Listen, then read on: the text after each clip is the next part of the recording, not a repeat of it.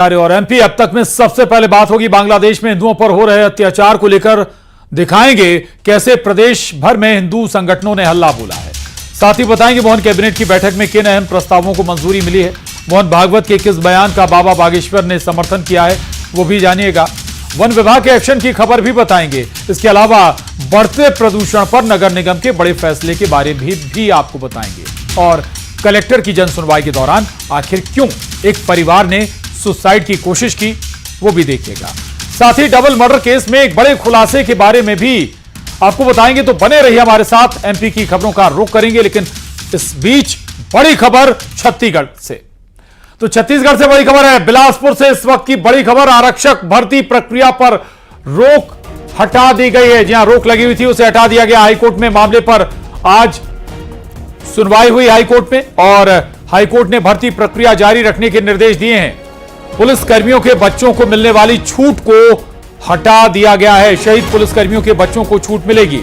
नक्सल क्षेत्र में तैनात पुलिस वालों के बच्चों को भी छूट मिलेगी। सभी पुलिसकर्मियों के बच्चों को छूट देने का हाईकोर्ट ने इसे गलत बताया है। अब फिजिकल टेस्ट के बाद प्रक्रिया आगे बढ़ाई जाएगी। तो ये बड़ी खबर बिलासपुर से। उमेश मौर्य न्यूज 18 संवाददाता हमारे साथ जुड़ गए हैं। तो जो प्रक्रिया भर्ती पर रोक लगी हुई थी उसे हटा दिया गया। उमेश, यह महत्वपूर्ण फैसला है हाईकोर्ट का। दूसरा यह कि जो सभी पुलिसकर्मियों को उनके बच्चों को लाभ देने की कोशिश थी उस पर विराम लग गया। उमेश, निश्चित रूप से प्रशांत जी, देखिए, आरक्षक भर्ती की प्रक्रिया पर जो रोक लगी थी उसे हटा दिया गया है। चूंकि आरक्षक भर्ती के लिए जो अभ्यर्थी थे वो ये चाहते भी जल्द से जल्द इस मामले पर सुनवाई हो और जो आगे प्रक्रिया रुकी हुई है वो आगे हो। निश्चित रूप से एक राजनांदगांव के आरक्षक भर्ती के अभ्यर्थी के पिता ने एक याचिका लगाई थी जिसमें ये कहा था कि 9 बिंदुओं पे जो छूट दी गई है, जिसमें हाइट और सीने की चौड़ाई, उसको लेकर याचिका लगाई गई थी जिसमें पुलिस कर्मियों को छूट मिल रहा था। लिहाजा हाईकोर्ट ने इस मामले पर सुनवाई करते हुए सीधे तौर पर कहा कि किसी पुलिसकर्मी को इस तरीके से छूट नहीं दिया जा सकता। उन्होंने भी गलत माना। हालांकि इस बीच ये भी देखा गया सुनवाई के दौरान कि नक्सल प्रभावित जो क्षेत्र है जहां पर पुलिसकर्मी शहीद हुए हैं उनके बच्चों को छूट दी जाएगी। सुरक्षा में लगे जो जवान हैं उनके बच्चों को छूट दी जाएगी। लिहाजा एक बड़ा फैसला जो है हाईकोर्ट ने दिया है। इसके साथ ही स्पष्ट भी किया है कि आर्टिकल 14 और 16 का उल्लंघन इस जो नियम बदला गया था उसमें किया गया था।